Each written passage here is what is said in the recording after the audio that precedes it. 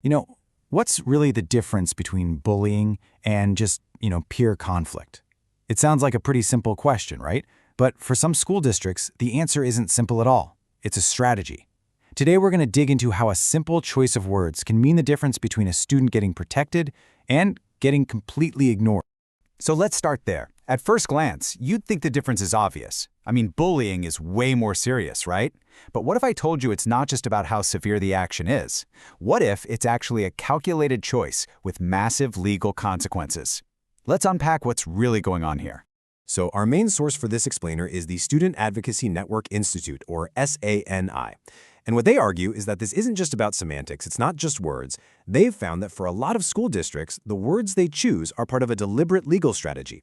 It's less about dealing with student behavior and a whole lot more about managing their own liability. And this strategy, it actually has a name: definitional downgrading. It's basically a fancy term for taking something really serious, like bullying, and slapping a less serious label on it, like peer conflict. And why would they do that? Simple. It helps them sidestep all the legally required stuff they're supposed to do, like investigating or even just calling parents. Okay, so that's the theory, but what does this actually look like in the real world? SANI gives us a case study that shows a pattern that is, well, disturbingly common. So, picture this. A ninth grader is getting shoved into lockers. And not just once. It's happening every single day for 2 weeks. He reports it, he even gives them names of witnesses. A week goes by, nothing happens. His parent has to call the school to follow up. And then, just 2 weeks later, it gets worse. Way worse. It escalates to a physical assault in the bathroom. I mean, you can see a very clear, very dangerous pattern building here over 5 weeks. And what did the school say after the parent called? The assistant principal's official response was, and I'm quoting here, "It appears to be a peer conflict. Both students have been counseled." Just listen to that language. Peer conflict. See what they did there? It immediately makes it sound like both kids are equally to blame. It reframes this targeted aggression as just some simple disagreement. And the result of that one little phrase, peer conflict, was huge. Because it wasn't officially labeled bullying, absolutely no formal incident report was filed. No safety plan was ever created to protect the kid. And, this is the big one, no official investigation was ever documented. The entire thing was basically wiped from the official record. It's like it never happened. And this is where you can really see the two different worlds created by these labels.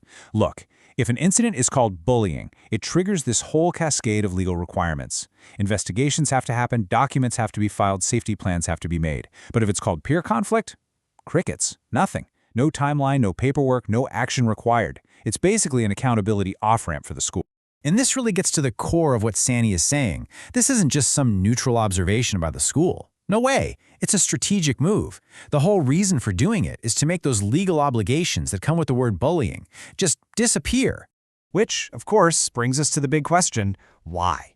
Why would a school do this? What's the motivation here? What are the pressures that make them want to just not act? Well, according to SANI, it really all boils down to institutional self-preservation. Think about it. Documented bullying can lead to lawsuits. High numbers of bullying incidents can mess with their funding or make them look like an unsafe school to the public. And let's be honest, investigations are a ton of administrative work, so downgrading an incident makes all of those problems just go away, for the institution anyway. But here's where this gets really, really dangerous. Maybe the worst part of definitional downgrading is that it makes patterns of behavior totally invisible. Just think of it like a chain of evidence. If you classify something as bullying, it starts the chain. You get a formal investigation, a documented record, and you can start to track a pattern. But the second you call it peer conflict, that chain is broken right at the very beginning. You get an informal chat, no formal record, and just like that, the pattern is completely erased. And this is the end game. This is the payoff for the school. When that ninth grader was eventually assaulted, the school could legally turn around and say, "We had no prior reports of bullying." And technically, on paper, they were right. By never creating a paper trail, they built their own defense. They could claim that this horrible final incident was just isolated and completely unforeseeable. Okay, so this all sounds pretty bleak, right? It can feel like an impossible fight, but it's not a lost cause.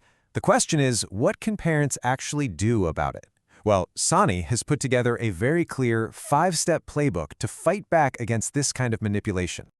And the goal here isn't just to complain or make noise. It's about forcing the school to play by the actual rules, the language of the law, not the convenient language they made up for themselves. It's all about taking back control of the narrative.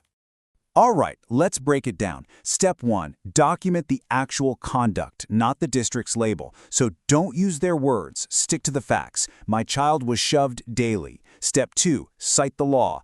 Find your state's education code and put that specific legal standard right there in your email. It shows them you're serious. Step 3, get it in writing. Force them to put an official classification on record. Step 4, watch the clock. Schools have mandatory timelines for investigations. If they miss them, you call them out on it. And finally, Step 5, escalate using the correct legal terms. You're speaking their language now.